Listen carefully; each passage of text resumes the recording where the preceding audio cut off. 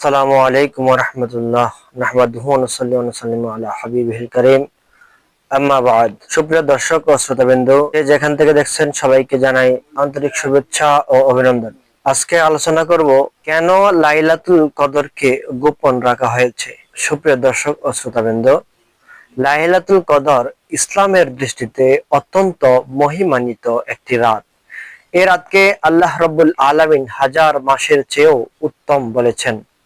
এ রাতেই পবিত্র কোরআনুল কারীম নাজিল হয়েছে।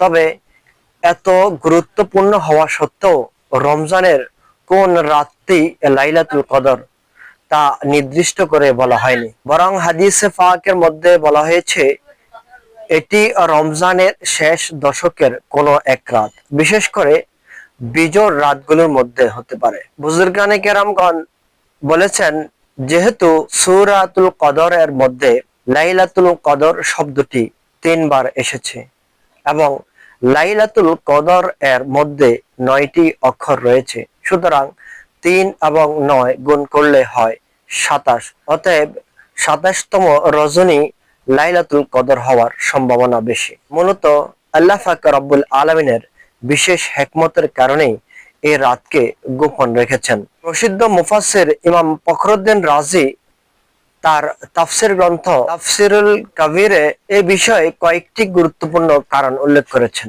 এক নম্বর হচ্ছে যাতে মানুষ সব রাতেই ইবাদতে মনোযোগী হয়। যদি লাইলাতুল কদরের নির্দিষ্ট তারিখ জানিয়ে দেওয়া হতো তাহলে মানুষ হয়তো শুধু সেই রাতেই ইবাদত করত, কিন্তু রাতটি গোপন থাকার কারণে মুমিনরা রমজানের শেষ দশকের প্রতিটি রাতে বেশি বেশি ইবাদত করার চেষ্টা করবে। 2 নম্বর হচ্ছে গুনাহ থেকে মানুষকে দূরে রাখার জন্য। যদি নির্দিষ্ট রাত্রি জানা থাকতো, কেউ যদি সেই রাতে জেনে শুনে গুনাহ করত তাহলে তার অপরাধ আরো গুরুতর হয়ে যেত। তাই আল্লাহ পাক রব্বুল আলামিন বান্দার প্রতি দয়া করে এই রাতটি নির্দিষ্ট করে দেননি। 3 নম্বরে অনুসন্ধানের মধ্যেও সওয়াব রয়েছে। এই রাতের খোঁজে মানুষ বেশি করে নামাজ, কোরআন তেলাওয়াত, দোয়া, ইস্তেগফার, ইবাদত বন্দেগী করে।